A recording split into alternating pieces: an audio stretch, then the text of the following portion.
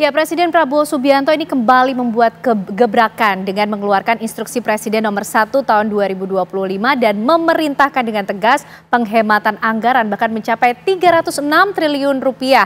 16 pos belanja APBN ini mulai dilakukan penghematan dan juga termasuk otoritas Ibu Kota Nusantara yang jumlah penghematannya paling besar. Lalu bagaimana kelanjutan nasib dari Ibu Kota Nusantara ini pemirsa dan juga beberapa rencana pembangunan ke depan? Kita akan membahasnya malam hari ini bersama dengan para narasumber yang sudah bergabung bersama kita di Apa Kabar Indonesia Malam. Ada Pak Rian Nugroho, pengamat kebijakan publik dari Universitas Indonesia. Pak Rian, terima kasih sudah selalu hadir untuk bisa ikut menganalisis bagaimana kebijakan-kebijakan dari pemerintahan Presiden Prabowo Subianto. Dan juga tentunya ada pakar komunikasi politik kita dari Universitas Indonesia juga dari Departemen Politik, ada Kang Cecep Hidayat. Kang Cecep, terima kasih sudah hadir juga di Apa Kabar Indonesia Malam. Selamat dan juga malam. Bergabung bersama kita nanti melalui sambungan Zoom ada Bang Ahmad Doli Kurnia, anggota Komisi 2 DPR RI. Sambil menunggu Bang Doli bergabung, Pak Rian, kalau melihat perintah dari Presiden Prabowo Subianto untuk melakukan penghematan, sebenarnya niat besarnya apa sih yang dituju? Dari dimensi politik, nanti beliau nyambungkan. Memang Presiden mempunyai sebuah otoritas penuh untuk doing everything. Nah itu approach dari politiknya, tapi dari segi public policy nggak salah karena ada namanya David Osborne yang dulu menulis buku tentang revenue government. Tahun 99 dia nulis namanya The Price of Government. Nah itu zamannya Clinton. Jadi saya sarankan timnya Presiden ini baca bukunya The Price of Government supaya nanti yang namanya efisiensi anggaran itu betul-betul impactnya jadi impactful lah. Nah jadi meaningful. Jadi jangan sampai nanti pengurang efisiensi anggaran ini menjadi sekedar efisiensi, tapi namanya the meaningful efisiensi anggaran. Sejauh ini terlihat akan ada meaningfulnya tidak? Yang disasar apa? Mungkin maunya meaningful, tapi publik belum melihatnya. Untuk jadi meaningful itu ada di 3 dimensi. Pertama, jelas mana sektor-sektor strategis yang akan di-leverage. Ya. Kedua adalah jelas mana-mana sektor yang itu akan diturunkan, berarti sektor-sektor yang non-strategis. Yang ketiga adalah dipastikan ini agak beda, tapi dipastikan agar tidak ada korupsi secuil pun. Karena kegiatan penghematan ini sifatnya itu keras, menyakitkan. Tapi yang membuat itu nggak menyakitkan ada namanya janji dan bukti bahwa tidak ada sama sekali corruption. Seperti pembenahan masalah kemarin pagar itu kan ya, selesai, bagus itu. Kemudian sekarang jadi masalah Bekasi punya tanah itu lagi, itu harus selesai. Jadi dengan demikian diimbangi gerakan yang painful tadi, gerakan yang itu memang beneficial dan itu menciptakan sebuah otoritas baru bagi pemerintahan bahwa layak untuk melakukan penghematan begitu besarnya. Nah kalau kita bicara soal penghematan Pak Rian, ini kan pasti ada yang senang, ada yang kurang senang karena painful itu tadi. Tapi ini satu hal yang baikkah karena juga sempat dimention mengenai kemudian program-program prioritas dari Presiden Prabowo Subianto, swasembada pangan, kemudian pendidikan dan juga makan bergizi gratis. Jadi begini, saya hendak ibaratkan itu garis cantik. Garis cantik itu tidak 38, tapi 38, 32, agak 36 gitu loh. Jadi ada bagian-bagian yang itu tetap gemuk. Kita bilang kalau bilang montok itu tidak bagus lah, gemuk lah gitu ya. Ada yang harus langsing. Jadi dengan demikian porsinya. Jadi yang kita lakukan itu bukan streamlining, tapi right sizing. Jadi teori untuk anggaran ini kita rekomendasikan. Janganlah itu perampingan, tapi right sizing. Pas ukurannya. Karena kita ketahui ada banyak pengeluaran yang itu nggak pas. Tapi tidak perlu gitu Pak Rian selama karena ini. itu tidak strategis. Hanya membuat pemerintah lebih nampak bergerak-gerak saja. Nah ini yang harus dirampingkan. Supaya pinggangnya ramping, seksi. We need a sexy government. Bukan yang government itu kulkas 4 pintu. Nanti kalau nggak seksi tidak menarik lagi. Ini kata-kata yang barangkali sifatnya hanya semantik tapi bisa dipraktekkan. Jadi tugas pemerintah sekarang adalah diharapkan membuat yang namanya itu audit lah, evaluasi sampai audit bentuknya nanti bagaimana. Jadi perampingan itu harus ada bentuk akhirnya. Kayak kita bikin rumah lah. Rumah itu nanti jadi kayak gimana terus seperti apa. Jadi nggak boleh dari sini terus nggak ada kesananya. Nah ini yang kita harapkan nanti dikerjakan lah. Saya kira bisa pasti. Oke, itu yang diharapkan bisa dikerjakan. Tapi Kang Cecep, kalau kita lihat kebijakannya Pak Prabowo dari awal pemerintah ini ada saja gebrakannya, ada saja perintahnya, tapi termasuk yang konsisten mengenai penghematan. Nah, IKN ini kan ikut berimbas dari anggaran yang dipangkas ini. Ini suatu kebijakan keputusan yang populer dilakukan oleh Pak Prabowo Subianto, karena kalau kita lihat ke belakang, ini kan nampaknya di pemerintahan sebelumnya IKN menjadi suatu program yang dikebut menjadi prioritas gitu, Kang Cecep. Iya, jadi gini, ada beberapa hal yang bisa kita jelaskan ya dari pertanyaan Mbak Ken tadi. Pertama, ketika Prabowo maju ya untuk menjadi capres kemarin, dia punya visi kan, Asacita. Nah, turunannya itu yang kemudian saya kira dengan aksi cepat dan tepat itu ya, yang program 1 hari dan quick win itu berdampak pada turunan selanjutnya. Jadi di sana sebenarnya Presiden Prabowo ya sudah punya program-program strategis sebenarnya. Apalagi kan dia sudah memetakan, misal kalau baca Paradoks Indonesia, dia sudah tahu persoalan apa bangsa ini, bagaimana mengejar visi ke depan, itu sudah ada. Sehingga kemudian ketika sudah terpilih, Presiden melakukan penyesuaian-penyesuaian. Itu yang pertama. Kemudian yang kedua tentu ya, ketika dirinya menjadi presiden ada keberlanjutan, karena isu kemarin dibawa keberlanjutan. Nah, salah satu IKN. Tentu saja ketika mengambil kebijakan yang kurang populer untuk IKN ini bisa berdampak sebenarnya untuk relasi kuasa antara Prabowo dengan presiden sebelumnya. Karena kan pasti presiden sebelumnya ingin menjaga ya legasinya gitu ya, agar bisa terus berlanjut. Tapi kalau memang pemangkasan, kenapa terjadi pemangkasan? Ya bisa jadi kan gini, ada pengadilan fiskal ya. Mungkin bisa terlihat di sana ada program strategis lain yang hendak dituju, misalnya makan bergizi gratis. Dan dampaknya besar juga, butuh dana besar juga. Bisa jadi pengalihan program yang strategis. Kemudian yang kedua, kenapa juga terjadi misalnya selain pengadilan fiskal, misalnya ingin bertunjukkan pada publik dirinya melakukan reformasi pada masalah anggaran. Ini bisa membedakan pemerintahan sekarang dengan sebelumnya ada berbeda. Kami tidak jor-joran juga misalnya berutang, tapi kita melakukan pengetatan. Ini yang dirinya bisa menampilkan diferensiasi dengan yang sebelumnya. Nah, ini dia. Kemudian yang ketiga saya kira untuk menjaga ini ya,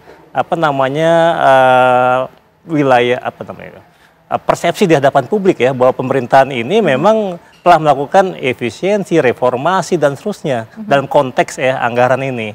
Jadi kalaupun nanti tidak populer buat sebagian yang lain, tapi sebagian besar yang lain melihatnya sebagai tindakan kebijakan yang populer gitu. Oke, baik. Nah, tapi sebenarnya apa sih yang ditargetkan oleh Presiden Prabowo Subianto dari penghematan besar-besaran yang dilakukan mencapai 306 triliun rupiah? Nampaknya Bang Ahmad Doli Kurnia juga bisa membantu menjawab mengenai hal ini, karena salah satu pos belanja yang juga dilakukan penghematan di bidang infrastruktur. Tapi nanti dijawabnya Bang Ahmad Doli Kurnia, usai jeda kami kembali untuk Anda pemirsa. Anggaran dipangkas, IKN pula yang berimbas. Kita akan coba mencari jawaban juga dari pertanyaan apa sih yang sebenarnya disasar atau ditargetkan oleh seorang Presiden Prabowo Subianto dari penghematan besar-besaran yang dilakukan sebanyak 306 triliun rupiah. Bang Doli, apa yang sebenarnya tengah direncanakan atau ditargetkan oleh Presiden Prabowo?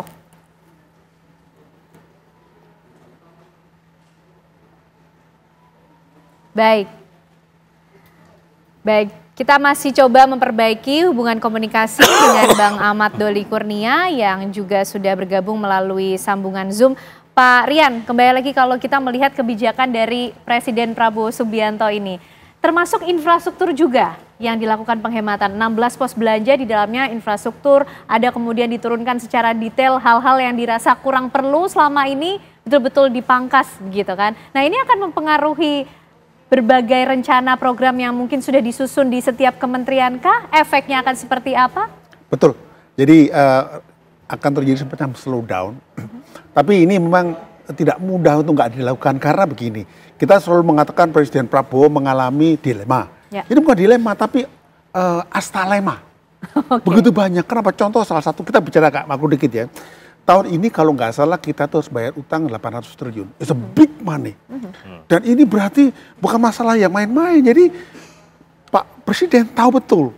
Nah, tapi kita juga tahu tadi kita lihat Pak Presiden punya statement ya.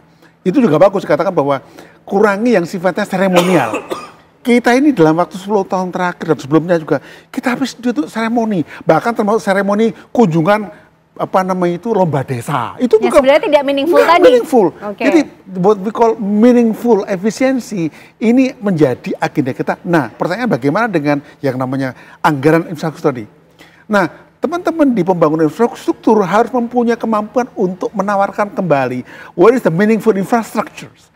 Kalau itu ada, ajukan. Tapi kalau enggak, ya turunkan. Karena di dalam kajian kita yang belum selesai ya, pembangunan infrastruktur kita itu banyak kecenderungan bahkan not meaningful sebagai teori. Okay. Contoh, pembangunan jalan tol antar di Indonesia itu Jawa tempat. Indonesia itu negara kepulauan. Jalan tol itu bagusnya hanya untuk kawasan kontinental, Amerika Serikat, China, Eropa gitu kan. Kita tuh apa? Jalan kereta api. Itu. Jadi kuat teori pun kita punya pembangunan infrastruktur itu nggak meaningful. Nah itu kenapa? Kemungkinan ya karena sekolahnya di negara kontinental, nggak belajar di sekolah yang itu kepulauan. Jadi kurang tepat kebijakan. Jadi bayangkan yang saya katakan bahwa sejak teorinya membangun infrastruktur itu pun nggak meaningful, apalagi eksekusinya. Okay. Ini yang publik harus tahu supaya publik ikut mengkoreksi. Oh enak naik jalan tol. Iya tapi jalan tol itu buat jeret gitu kan ya. Kesana 10 kilo, kini 10 kilo, sawah hilang.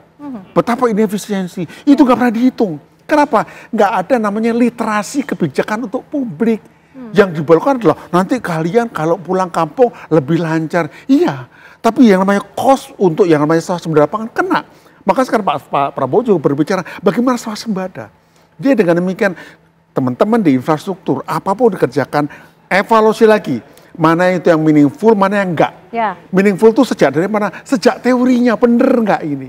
Karena yang namanya kebijakan, kalau nggak pakai teori, itu nggak punya dasar. Orang bilang, oh teori, itu kan iklannya sampo. Kalau kita bekerja nggak pakai teori, nggak kemana-mana. Wong S1 aja pakai teori, SMA pakai teori gitu kan ya. Tapi efek terdekat yang bisa dirasakan ini kembali lagi ke publik ya Pak Rian. Karena nampaknya kalau kita lihat kebijakannya Pak Prabowo, setiap publik kemudian bersuara, langsung ditindaklanjuti oleh Pak Presiden Prabowo Subianto. Nah dengan penghematan anggaran ini, apa sih yang ingin disasar oleh Pak Prabowo yang sampai bisa dirasakan ke masyarakat? Begini, satu hal yang mudah-mudahan ini sesuai ya, Presiden harus mengajar kepada masyarakat, kita harus belajar mencukupkan. Kita itu masyarakat yang itu semuanya mau dibeli, dimiliki gitu loh. Kita belajar mencukupkan gitu loh.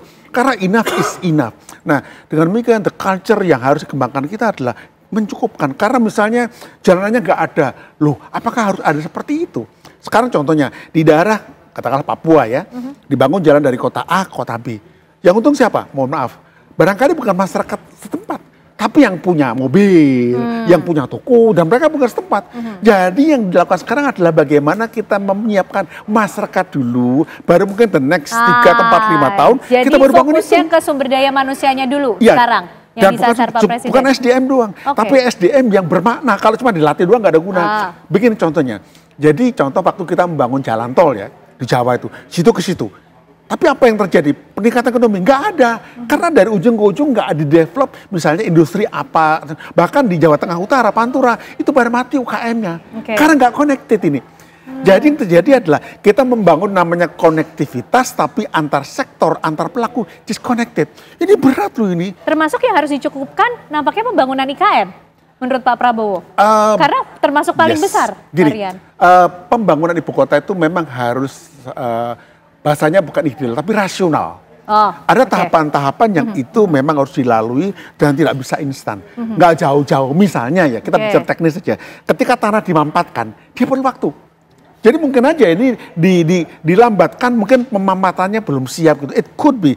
Karena IKN juga nggak transparan dan dibangunnya kan bagus-bagus semuanya glorifikasi. Nah sekarang saya kira komunikasinya adalah, oh memang IKN perlu bernafas.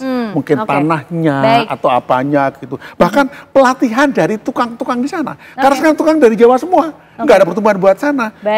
Baik Pak Rian, kalau IKN nampaknya perlu bernafas, Kang Cecep, tapi bagaimana dengan partai-partai politik yang selama ini atau kemarin mengusung Pak Prabowo Subianto? Karena betul tadi yang disampaikan Kang Cecep, ini kan kemarin visinya keberlanjutan yang disampaikan, termasuk menjamin IKN ini tetap akan berproses. Nah ini Sebenarnya penghematan yang dilakukan Pak Prabowo hanya akan kita lihat di kurun waktu tertentu saja atau dalam jangka waktu yang lama? Bagaimana kemudian mengkomunikasikannya kepada partai-partai yang kemarin mengusung dan mendukungnya? Ya, saya kira ketika Presiden Prabowo membentuk kabinetnya ya, beliau kan juga memperbesar basis dukungan politiknya. Bukan cuma sekedar partai-partai yang mendukungnya dalam Pilpres, tapi kemudian merangkul partai yang sebelumnya berhadapan ya di Pilpres.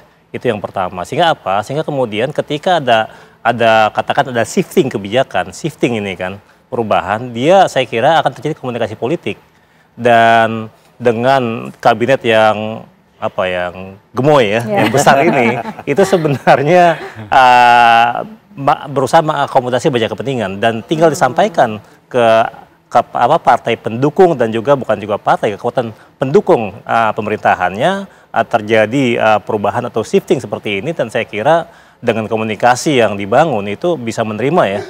Jadi ya seperti saya bilang tadi, ini kan ketika kita bicara masalah pengendalian fiskal, ada utang. Oh ternyata ini harus dihemat. Jadi justru ada Presiden Prabowo juga populer untuk pihak yang lain sebenarnya. Jadi komunikasi yang dibangun, dan saya kira sekarang juga kekuatan politik sebagian besar partai juga kan mengambil posisi yang mendukung Presiden Prabowo ya, termasuk yang di luar pemerintahan akan mendukung dengan kritis katanya, gitu ya. Iya, tetap kritis gitu. Tapi tetap mendukung gitu. Tetap harus apalagi mendukung. Kemudian memang ketika pemilihan, memang kita nggak dalam posisi pro atau kontra terhadap IKN, tapi ketika ada pemilihan itu ada deretan yang terlalu dipaksakan. Akan berkantor di sana dalam waktu 3 bulan. ASN akan pindah tenggat waktu segini, mundur lagi sampai Januari mundur lagi. Ini kan berarti ada hal yang dipaksakan sebenarnya. Kok bisa gitu pemerintah ya itu kurang tepat dalam menghitung hal demikian. Itu, nah artinya apakah sikap yang diambil oleh Presiden Prabowo Subianto ini sekarang sudah rasionalitas di atas semuanya? Ini nanti juga akan dijawab oleh Bang Ahmad Doli Kurnia yang juga masih akan bergabung bersama kita di Apa Kabar Indonesia Malam, pemirsa. Saat lagi kami kembali untuk Anda. Ya baik, sambil menunggu Bang Ahmad Doli Kurnia untuk bergabung bersama kita malam hari ini di Apa Kabar Indonesia Malam, kembali kita akan membahas mengenai kebijakan ataupun gebrakan dari Presiden Prabowo Subianto yang sudah resmi mengeluarkan instruksi Presiden nomor 1 tahun 2025 untuk melakukan penghematan. Tidak main-main, 16 pos belanja dilakukan penghematan. Kang Cecep, ini yang dilakukan Pak Prabowo semakin menunjukkan bagaimana semangat seorang Presiden Prabowo Subianto termasuk juga dari pimpinan partai politik untuk merangkul kekuatan baik yang berseberangan maupun juga yang sedari awal mendukungnya. Iya, jadi ketika hendak membentuk kabinet ya, itu kan Prabowo jelas ya mengajak semua kelompok untuk bergabung, dan ketika mengambil putusan seperti sekarang ya, apalagi ketika dirinya mendapat 58%, kemudian kemarin popular vote-nya 80% ya, tingkat kepercayaan atau yang menurut hasil survei, beberapa lembaga survei baik, itu kan akhirnya menunjukkan ya, ingin mencitrakan pada publik bahwa dirinya memang bekerja untuk rakyat. Itu poin pertama. Nah, tapi kan memang bicara tentang IKN ini ya, ini memang harus hati-hati ya Presiden Prabowo. Kenapa? Ya minimal ada 3 poin ya. Ketika dia mengambil seperti ini, apa dampaknya buat IKN? Seperti judul malam ini ya. Betul. Apakah akan mengalami pelambatan pembangunan? Ya, kalau mengalami pelambatan pembangunan berarti apa dampaknya? Ya, dirinya akan berhadapan ya, mungkin akan ada komunikasi yang kurang baik dengan presiden sebelumnya. Gitu. Karena kan presiden sebelumnya saya kira berusaha menjaga ya. Betul. Tapi di sini kemudian Prabowo bisa menunjukkan pada publik bahwa dirinya memang sudah lepas dari bayang-bayang presiden sebelumnya. Ini yang pertama. Kemudian yang kedua, bisa jadi ya ketika IKN tidak menggunakan dana APBN ya, tapi kemudian ketika otoritanya ini Pak Basuki justru lebih kreatif. Misalnya dengan mengajak pihak swasta atau BUMN. Di sini bisa berjalan ya, tapi menggunakan dana investasi PPP biasanya, private partnership ya. Tapi kemudian dampak yang lain adalah potensi konflik ya pemerintah pusat dan daerah. Kenapa? Ini kan ketika membangun IKN bukan sekedar IKN ansih gitu, tapi ada daerah penyangga, wilayah Kalimantan Timur yang mungkin warganya sudah siap-siap jadi daerah penyangga ibu kota baru gitu. Tapi ketika ini masih belum kejelasan kelihatan hilalnya, jadi persoalan gitu. Mereka bisa jadi akan punya perasaan yang berbeda relasinya dengan pemerintah pusat gitu. Oke. Ya itu kira-kira sih. Nah, Pak Rian, ini efeknya tadi lebih khusus kalau ke daerah seperti apa? Ini kan sudah ada yang mulai bersiap-siap ya, karena kalau kita lihat di pemerintahan sebelumnya nampaknya sangat percaya diri membawa ibu kota Nusantara ini loh Pak Rian. Dan kita kalau lihat kebijakan Pak Presiden Prabowo Subianto, ini sepertinya akan hangat di beberapa waktu ke depan, beberapa waktu saja, atau betul-betul konsisten sampai ke belakang penghematan yang dilakukan? Wow, pertanyaan yang berat ini. Karena begini, kita punya krisis fiskal terlalu dalam. Strategi yang dibuat oleh kita punya era sebelumnya adalah membayar utang dengan merupakan bond lagi. Atau diundurkan cara bayarnya. Ini sangat menyakitkan bagi generasi penerus.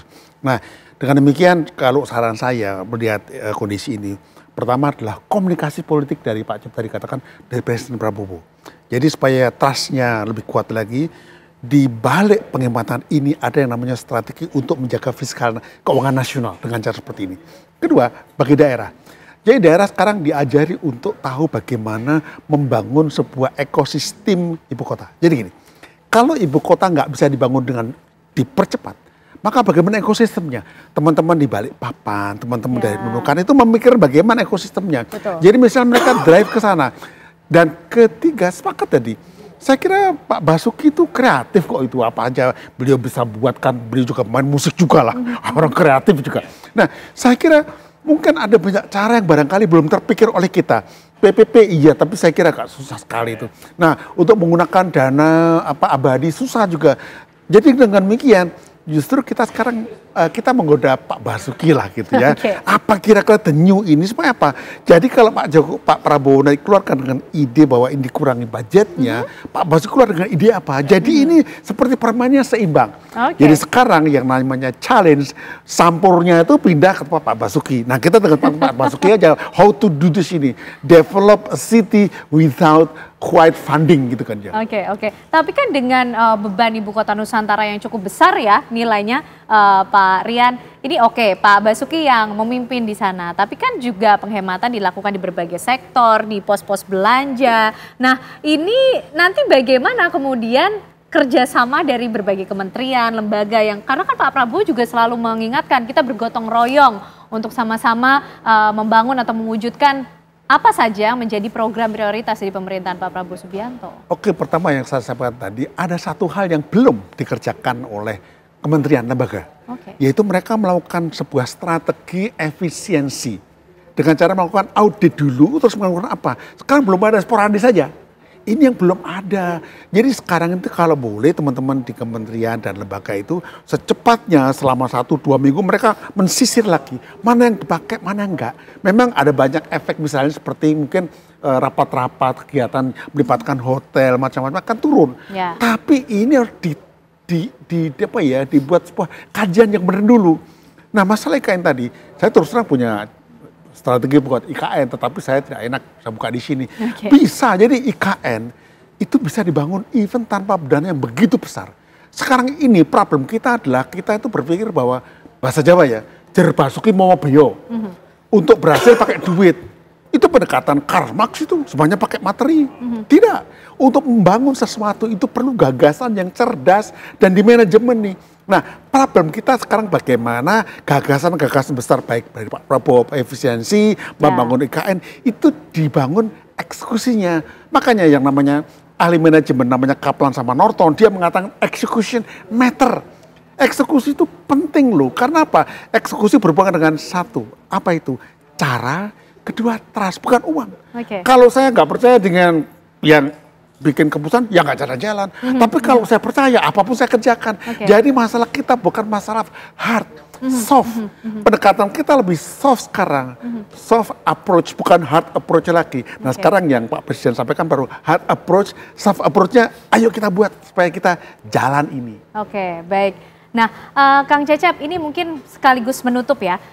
Ini efek politisnya akan seperti apa sih dengan gebrakan-gebrakan yang dilakukan oleh Presiden Prabowo Subianto, termasuk kalau kita fokus ke IKN yang berimbas dengan adanya anggaran yang dipangkas ini. Ini para politisi ataupun mungkin para partai politik ya yang selama ini mengusung ataupun juga ada di luar pemerintahan, mereka ini akan mudah kemudian diajak berkomunikasi kah? Karena kalau kita lihat ke belakang tadi balik lagi, itu kan ada program IKN yang selama ini selalu digadang-gadang sebagai suatu bentuk keberlanjutan begitu, yang akhirnya mungkin membuat masyarakat kemarin memilih Pak Prabowo Subianto begitu. Oke, jadi saya kira Presiden Prabowo akan berhasil ya mengelola manajemen di tingkat pusat ya, maksudnya kepada partai-partai pendukung ya, untuk kemudian melakukan pemangkasan anggaran ini. Karena kan tadi pengadilan fiskal ini dilakukan untuk apa? Kita punya hutang yang besar, yang itu harus ditanggulangi. Jadi pengetatan itu.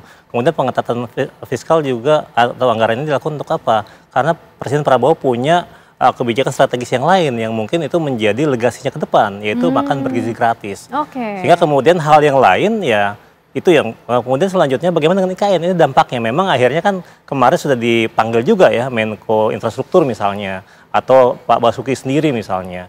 Dan memang ada beberapa opsi sebenarnya yang tadi saya sampaikan. Kalau memang ini dilakukan berarti akan ada pelambatan pembangunan. Ya dampaknya ya pembangunan IKN maksudnya ya, itu dampaknya saya kira nggak akan di tingkat pusat ya, itu Prabowo akan bisa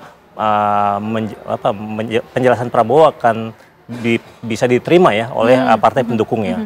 Tapi kemudian pemerintah sebelumnya, presiden sebelumnya katakan semacam itu, tentu punya kekhawatiran. Ini kan jangan sampai IKN ini menjadi proyek yang mangkrak. Betul. Ini kan harapan jangan sampai ke sana.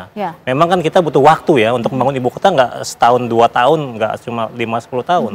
Akan panjang, dan ini yang kemudian seorang Basuki challenge-nya seperti itu ya. Bagaimana dia harus lebih kreatif. Karena kalau dia menggunakan APBN ya tentu dengan dipangkas akan diperlambat. Tapi kemudian bagaimana seorang kepala otorita bisa mencari ya tadi entah dengan kreativitasnya masing-masing ya, kreatif yang bersangkutan, atau yang selanjutnya ya memang akan benar-benar selesai gitu. Jadi pilihannya ya memang akan pelambatan atau tetap jalan dengan dana yang mungkin dari pihak ketiga atau selesai gitu. Tentunya kita masih tunggu ya nanti kira-kira bagaimana dampak yang akan ditimbulkan. Harapannya tentu penghematan yang dilakukan ini bisa memberikan suatu manfaat besar bagi lebih banyak masyarakat untuk bisa dirasakan. Terima kasih Pak Arya Nugroho, terima kasih Kang Cecep malam hari ini sudah bergabung di Apa Kabar Indonesia Malam.